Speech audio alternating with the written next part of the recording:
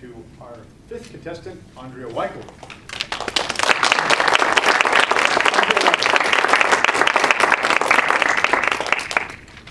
Thank you, Mr. Toastmaster. Hello.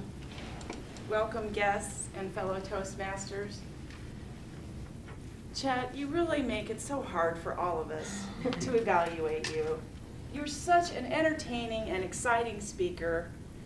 You always make great eye contact with each and every individual using wonderful volume of your voice. Nobody ever has any trouble hearing you at all. You speak clearly and effectively. You don't use ums or ahs as filler words. You have correct grammar. What's an evaluator to do?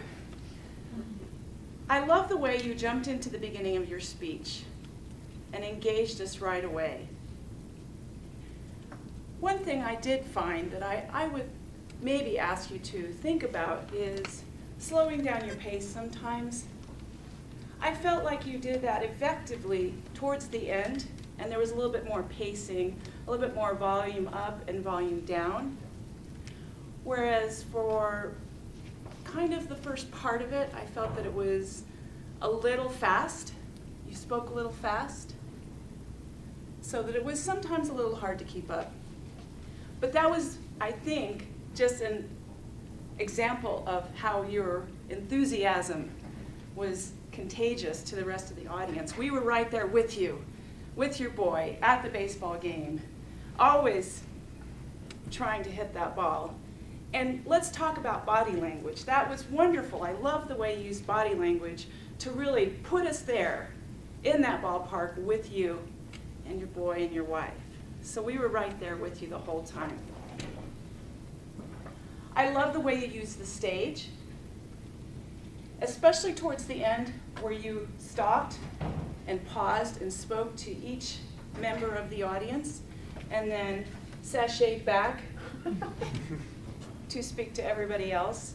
I did feel likewise your enthusiasm was contagious to your walking at the beginning. It felt a little pacey to me. It seemed a little pacey. Another thing I really liked about your speech was how you waited to greet the audience, fellow Toastmasters, honored judges, etc., towards the end. And then you paused, and I thought that was a really effective use of pauses to make your point. Haven't we all been there and tried and failed? It was such an inspiring speech because the way you tied it back from your personal story and your personal experience and your son's experience to how each and every one of us can keep trying despite failing. And then, of course, how you used the video at the end, and we all waited. First he struck out. Then he struck out again. But then he hit the ball, and he had a home run.